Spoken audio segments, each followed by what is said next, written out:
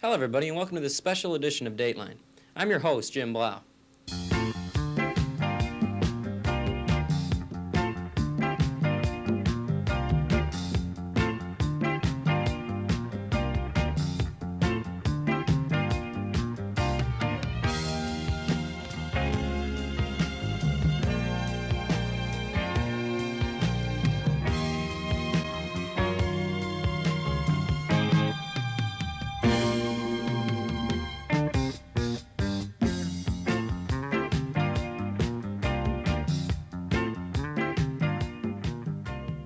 Here I am in Riverside Brookfield's television studio.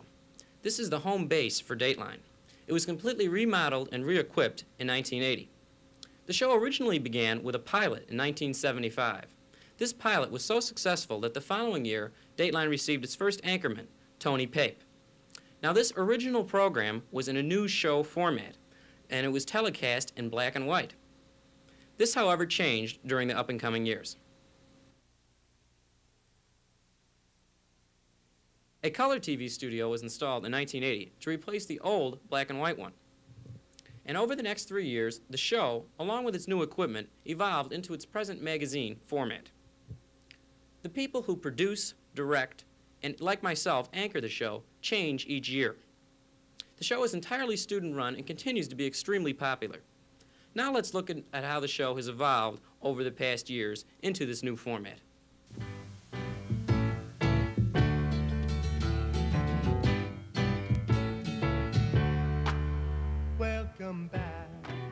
Here you see the very first opening of a Dateline RB program. The year is 1976, and Tony Pape and Tom Crass are our very first anchormen. Well, the names have all changed since you hung around, but those dreams have remained and they've turned around. Who'd have thought they'd lead you? Who'd have thought they'd lead you? Back here where we need you. We got him on the spot. Welcome back, welcome back, welcome back, welcome back. Welcome to the first edition of Dateline RB for September 27th, 1976. School started on September 1st, and a lot of things have changed since last year. For one thing, we have a new class of freshmen, the class of 1980. In keeping with Dateline's new show format, this very first program covered such school events as the Freshman Mixer, an informal dance to get the freshmen acquainted, new construction which was occurring on the school at that time, as well as Tony Pape's now famous weather reports. We'll have rain all day long. Up until Wednesday it'll be cold again, so be prepared to bring your jackets and sweaters. After Wednesday we'll be expected to get into the upper 60s again with sunnier days. So all in all, it looks like another bland week. Dateline RB proved to be a success and was to be continued on in the 1977-78 school year. Gary Prokes took over the position vacated by the graduating Tony Pape, and a new feature called Spotlight was added. It reported on areas of student interest and was the start of Dateline's present format. Additionally, they started a now very popular feature called the Talent Scout.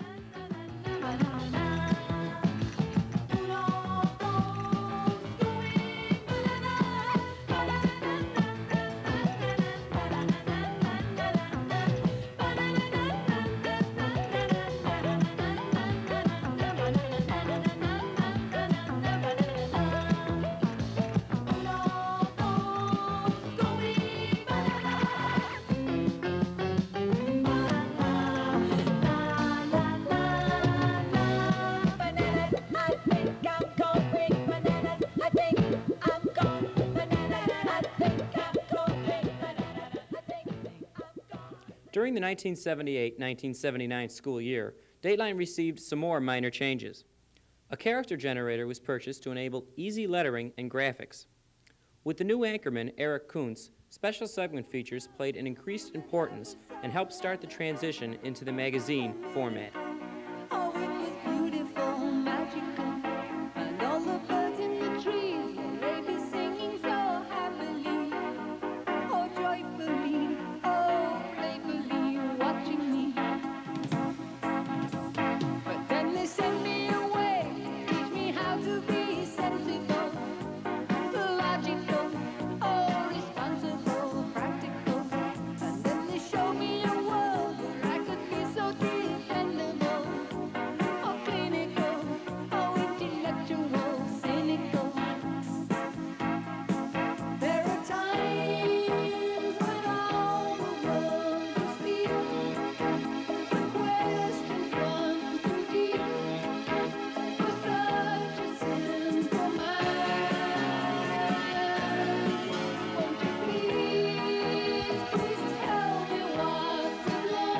With the advent of the 1979-1980 school year, the first color television studio was installed. With this huge improvement, the show slowly began to improve technically, with both the quality of our cuts and color increasing. The show, with its producers, Phil Kubistall and Eric Kuntz, continued converting in even more ways to the magazine format.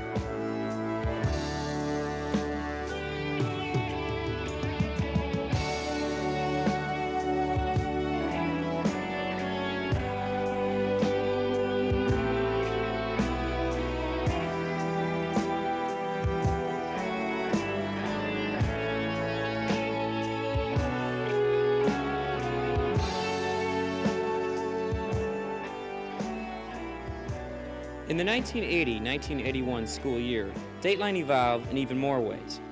A brand new, larger, full-color television studio was installed, along with a sophisticated editing system. This allowed Dateline to advance both technically and professionally. In the midst of the show's vast advances were the two new producers, John Lakasil and Merrill Horalick.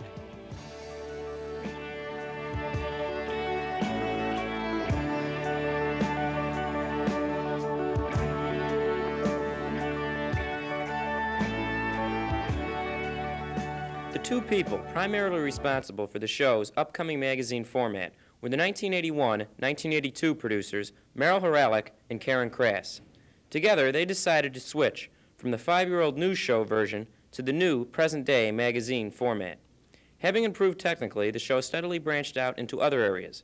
It even became advanced enough to get interviews with some noteworthy celebrities, including Illinois Governor Thompson and Gary Fensick of the Chicago Bears. By extending a warm welcome to our special guest, Mr. Gary Fensick. Hey, John, Thank nice you to for be coming here. down here and joining us today. If we could start out by you telling us what got you interested in football, and we'll take it from there. Well, I think anyone doesn't necessarily make a conscious decision as to what sport they're going to pursue. It's a matter of having some success. I've played basketball in high school, football, quit baseball at an early age because I didn't have any talent in it. So the more success I had in football, the more I continued to play it. Continued it into college, dropped basketball simply because of the time factor involved and the necessity to try to get an education while you continue in academics, or in athletics, and then ended up in football, professional-wise, somewhat as a fluke. This year, 1983, has seen Dateline improve technically in even more ways, with the purchase of 3 new computerized studio cameras, as well as a complete new set of portable camera equipment. This year, the show also received 3 new producers, Renata Stolzer, Jeff Kaiser, and Michelle Volpe, and they decided to remain with the popular magazine format. One change they made, however, was the hosting of the show by only one anchorman, myself, Jim Blau. We're proud of the fact that this year the program has experienced an increased interest from both the student, faculty, and body. Additionally, our reporters are enjoying their work more than ever and gathering increased experience due to the newer technically advanced equipment and due to the community-related stories which they cover. I'm here right now with Mike Cozy, who's one of our reporters here on Dateline. Now, Mike, I was wondering if you could tell us some of the stories that you've done and what they've focused on. Oh, some of the smaller stories I've done around the community. This year I did a story on one of the local teen clubs around town, the youth center, and another one I did was with a local garden shop, and I did a little piece on some Christmas trees. And the bigger stories I've done this year, the biggest one was I interviewed 3 members of the Chicago Blackhawks, or excuse me, 2 members, along with one of the coaches here at RB. And in past years, I did the auto show last year, along with an interview with Johnny Morris, who I'd gotten to meet. I see. Have these stories helped you better understand the community and the school? 2 smaller stories I think helped, especially, well, for instance, the one where I was at the garden store with the Christmas trees. I had gotten to talk with the owner later, and he was saying how they're, you know, with the hard times, they were going to be closing. With the hard economic times. Yeah, with the economic times.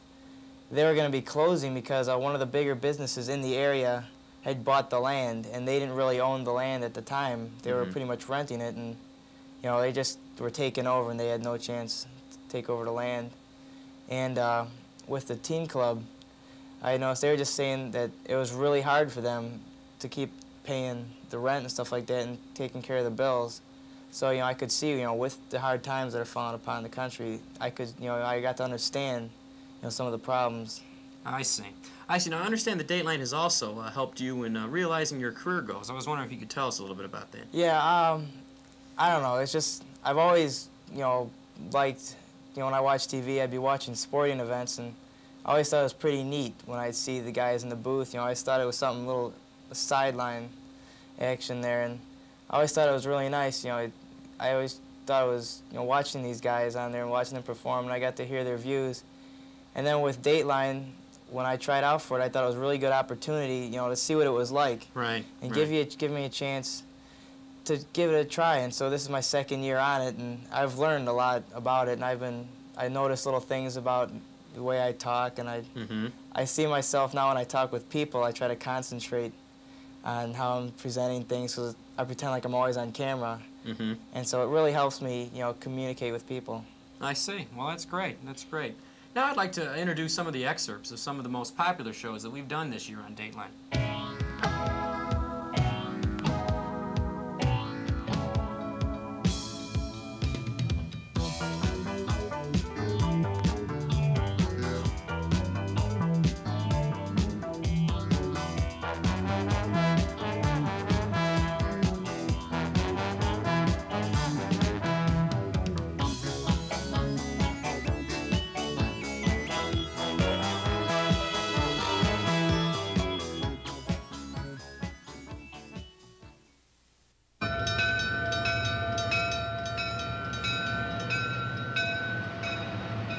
They heard the horn as I was approaching the crossing. They heard the horn blowing, but evidently he didn't hear it.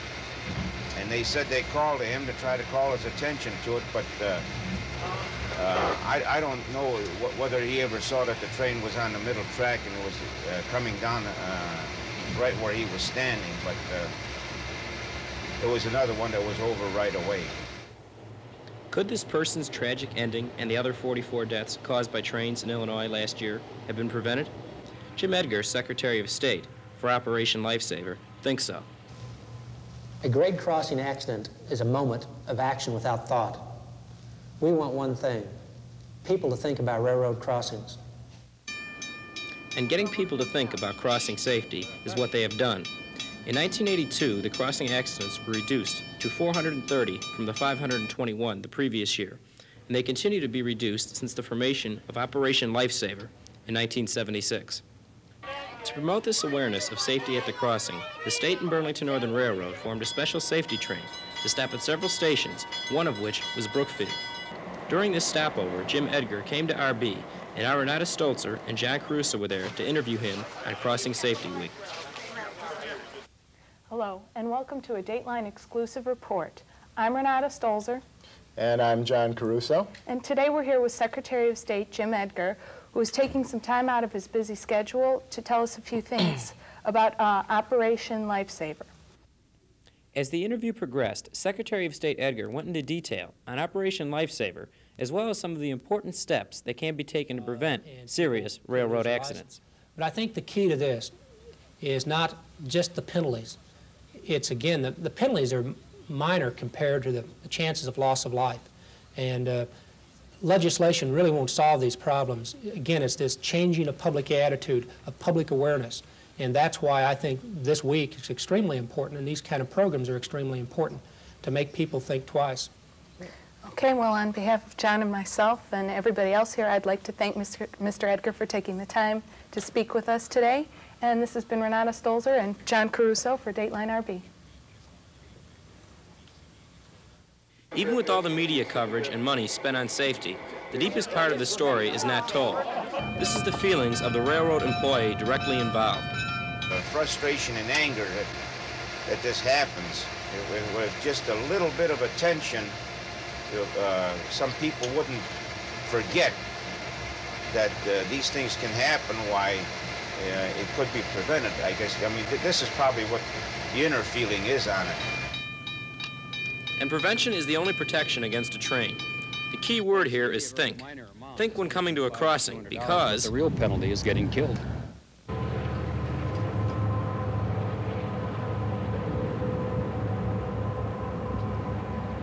think that hurt the team a lot, and it took the team quite a bit of time to adjust. I think maybe at the end of the Part year... of Dateline's community involvement focuses on coverage of local sports teams, like this interview with Tasso Katsoukas of the Chicago Sting. Next year, if they can adjust to it or not.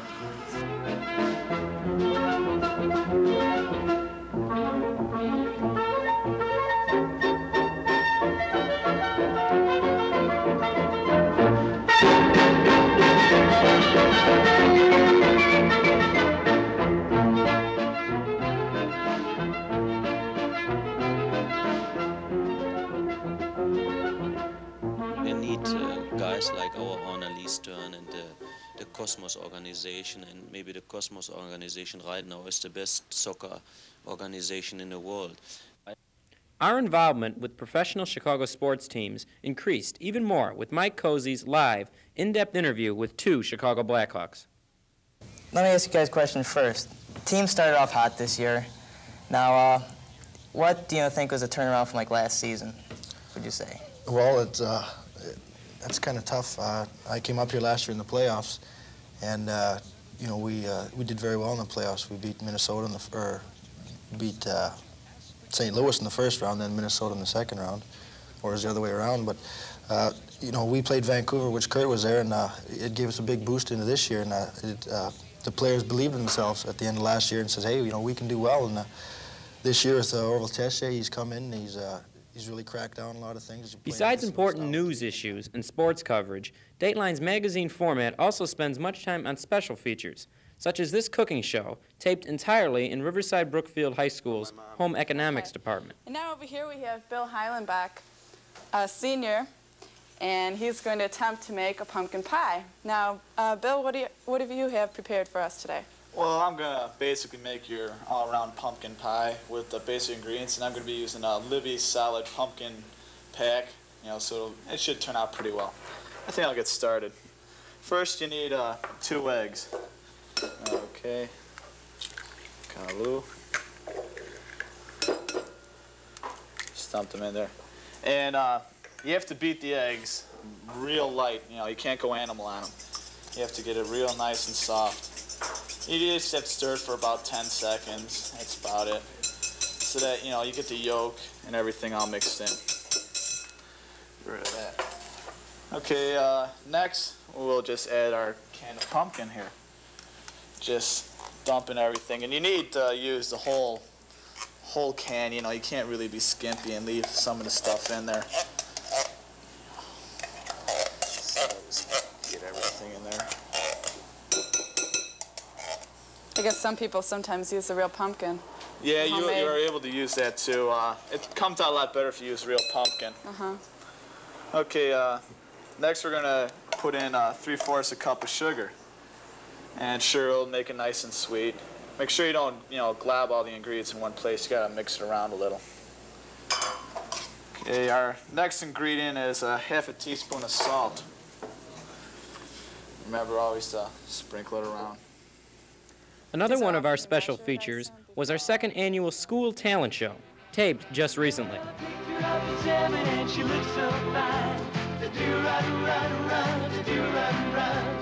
Someday soon I'm gonna make her mine. Yeah, she looks so fine.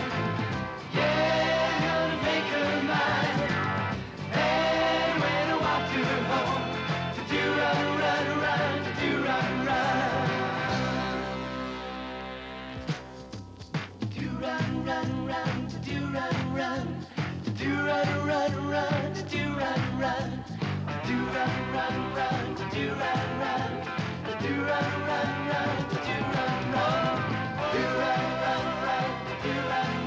To do run, to do run. Do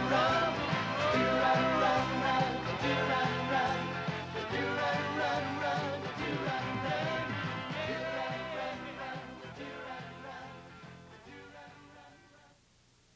do Never here. Don't forget your scarf. I get pretty hot when I sing. I can tell. That is a wonderful tune, and I'm sure our judges are going to score that very well. You want to stand here with me while we get the scoring, or do you want to go? Sure. All right, well, here, just stand on my right here, and let's find out. Mr. Hufford. Mr. Hufford, why don't you begin the scoring and tell us what you thought of Ted's performance? Certainly was original, and his appearance I thought was just simply outrageous. The general performance of the act, I would have to say that it took a lot of intestinal fortitude to put that on, and it's definitely creative. All right, well, let's check out Mr. Hufford. Mr. Hufford gives Ted a fine score of an 8. All right, why don't we go right on to Mrs. Goldberg and leave Mrs. Kohler for last year. Ted, Mrs. Goldberg. Do you know what chutzpah means? What? Chutzpah. You got to get the ch in there. Chutzpah. Do you know what that means? No. It means a lot of nerve. A lot of nerve. You had a hell of a nerve coming up and singing all that. It's a lot of nerve, but... Consider that when you... Yes, I'm considering it. That's a good point, coming up with a lot of nerve. But I think you needed a little more practice. I love the costume and the little innuendos, you know, so do I, the little jokes you were making, and extremely humorous. But you need a little more practice. Well, because, can I continue? Well, we're running short of time, Mrs. Goldberg. Let's find out what Mrs. Goldberg I've got more to say to you later. Okay. A big 7.